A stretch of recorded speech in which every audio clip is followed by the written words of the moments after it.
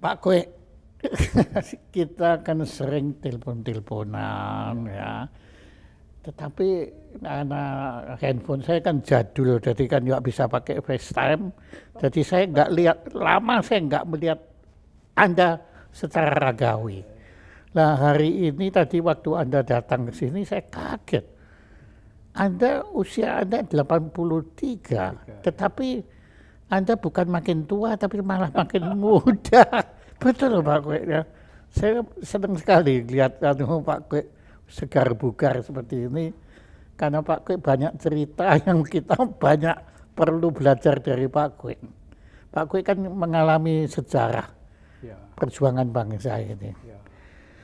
Mungkin saya mulai aja dari ceritanya Bung Karno waktu beliau habis memproklamirkan kemerdekaan bangsa Indonesia. Kemudian beliau kepada anak-anaknya, Mas Guntur, terus Mbak Mega dan lain-lain, menyampaikan satu pesan.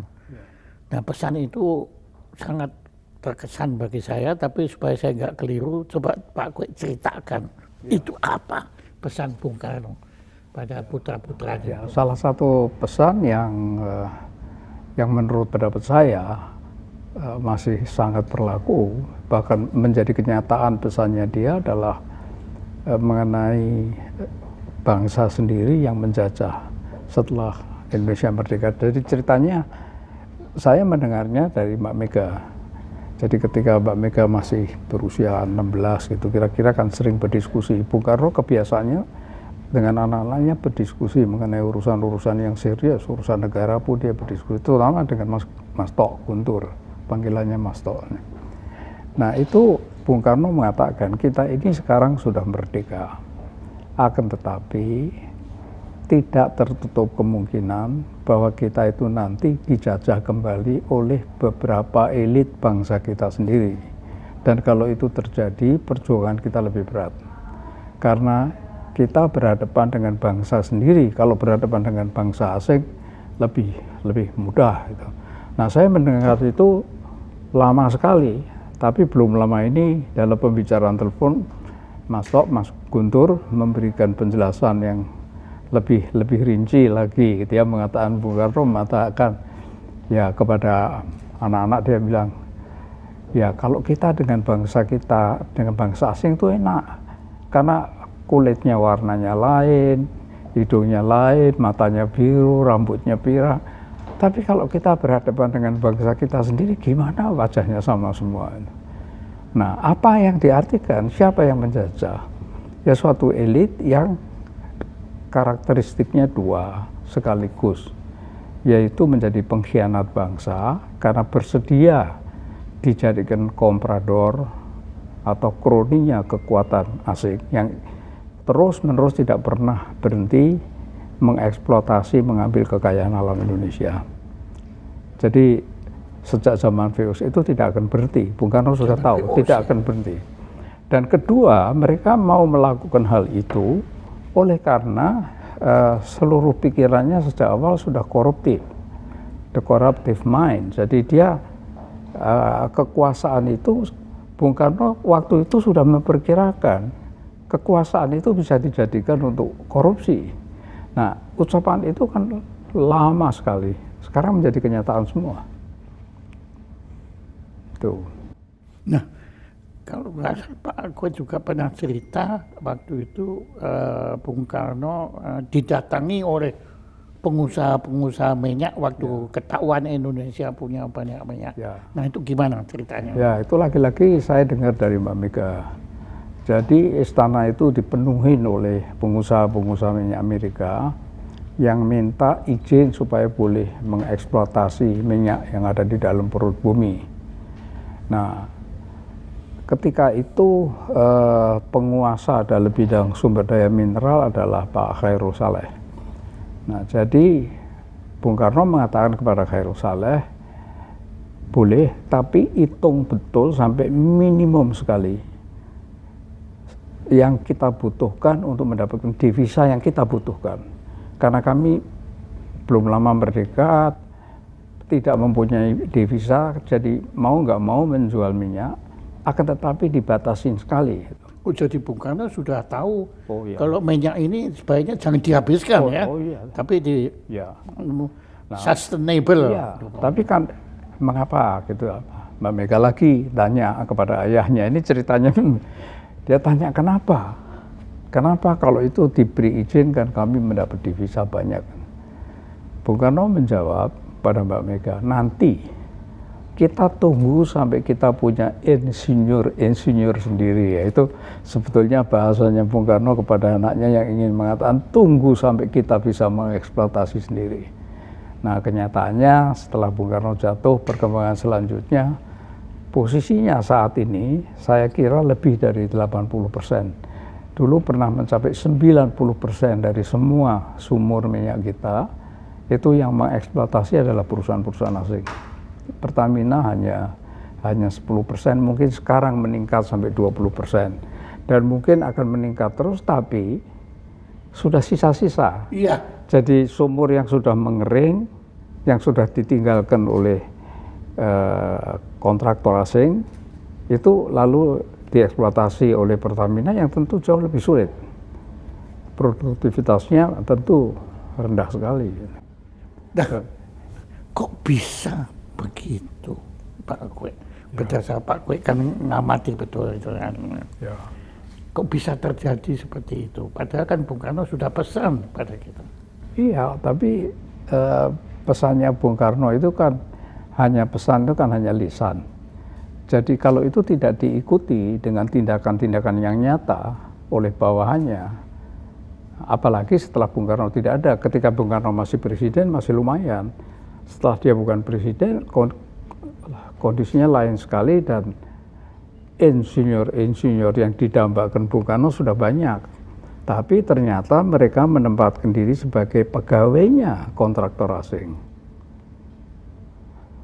Ya, itu sudah, kalau kita lihat perusahaan-perusahaan asing dalam bidang pertambangan sekarang, itu yang asing, yang bule itu cuma satu dua top.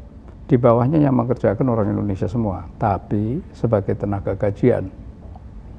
Jadi istilahnya Bung Karno sebagai kuli. Itu pun Bung Karno sudah mengatakan lagi juga.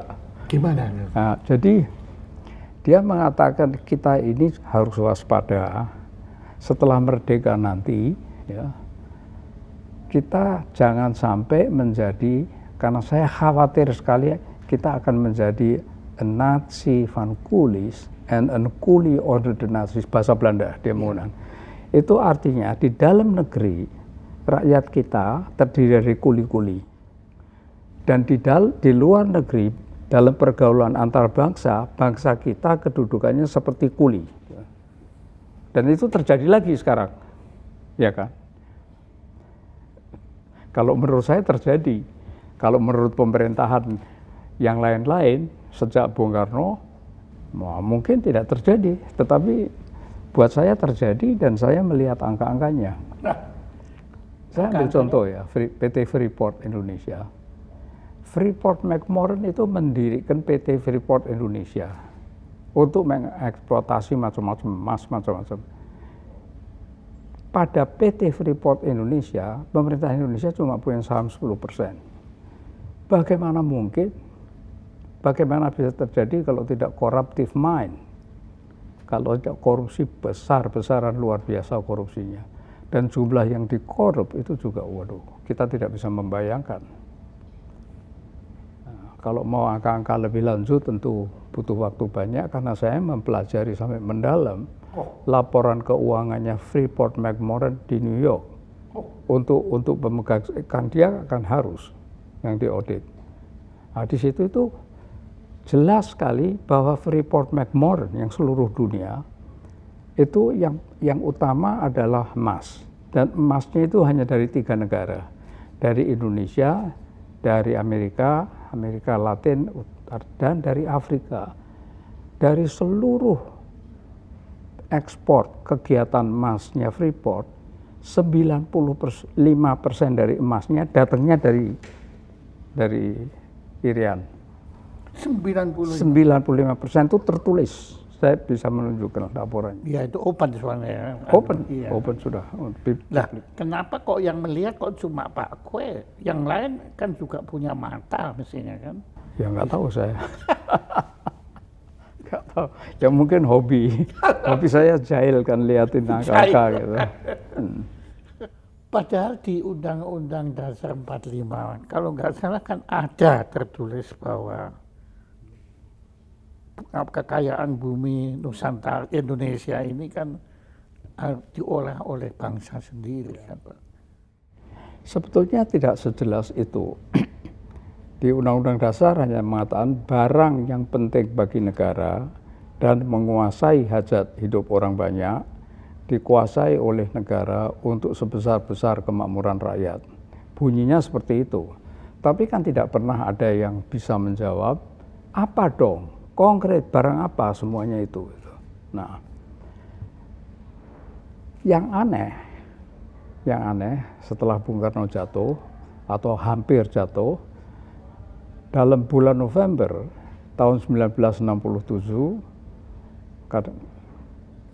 65 kan Gestapo, 67 mungkin Bung Karno belum jatuh tapi sudah menjadi boneka.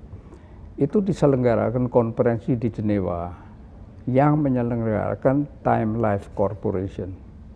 Nah di situ Indonesia diwakili oleh semua menteri. Pemimpinnya malah nggak tanggung-tanggung. Sri Sultan ke-9 dan Adam Malik, di bawahnya Pak Widjoyo CS, itu teknokratnya, sudah menteri semua. Nah, counterpartnya nggak ada menterinya. Counterpartnya pengusaha besar yang dipimpin oleh David Rockefeller dan dihadiri oleh IMF, World Bank, Asian Development Bank, dan di sanalah dibentuk IGGI yang kerjanya cuma menggerosok utang kepada Indonesia. Gitu. Nah di situ sebetulnya sudah dihabisin. Di situ sudah diadakan konferensi, dibagi. Nah sekarang kita akan ini sebagai latar belakang untuk menjelaskan mengenai itu. Kan saya tadi bilang apa barang yang penting. Itu ternyata tercantum segera saja dalam Undang-Undang Nomor 1 Tahun 1967 tentang penanaman modal asing. Di situ dikatakan harafiah yang penting bagi negara dan menguasai hajat hidup yaitu ABC, yaitu pelabuhan udara, pelabuhan laut, ini semuanya dirinci jadi satu, lalu dikatakan ini boleh dimiliki oleh asing sebesar 5%. 5%? 5% saja. Tapi tahun 1968, 1 tahun kemudian lahir Undang-Undang tentang penanaman modal dalam negeri. Di dalam Undang-Undang penanaman modal dalam negeri, itu sudah disebutkan bahwa perusahaan asing boleh menguasai ini semua tidak lebih dari 49%. Jadi dari 5% sudah boleh kalau 49%. Nah, tapi kita tahu prakteknya 49% kan bisa pakai nomini. Jadi yang Indonesia itu sebetulnya boneka-bonekanya gitu kan bisa begitu. Jadi PT-nya PT boneka-boneka bisa seperti itu. Nah, terus ada Peraturan Pemerintah Nomor 20 Tahun 1990, sudah agak panjang. Di situ dikatakan bahwa perusahaan asing boleh menguasai barang yang penting bagi negara, harafiah sampai 90%. Meningkat terus ya? Terus meningkat sampai Undang-Undang Penanaman Modal yang sekarang berlaku. Undang-Undang Penanaman Modal tidak ada perbedaan antara asing dan domestik, digabung jadi satu. Undang-Undang Penanaman Modal Nomor 35 tahun berapa saya. Nah, di situ kalau kita baca item demi item itu sudah praktis tidak ada bedanya antara investor Indonesia, antara negara dan investor asing tidak ada bedanya. Hak-haknya itu tidak ada bedanya. Ini semuanya sebetulnya kan semuanya sudah saya tulis dalam buku saya yang judulnya Nasib Rakyat Indonesia dalam Era Kemerdekaan. Dan yang saya tulis bukan pendapat saya. Harafiah kata demi kata saya kutip dari para ekonom Amerika. Jadi mesti benernya kan.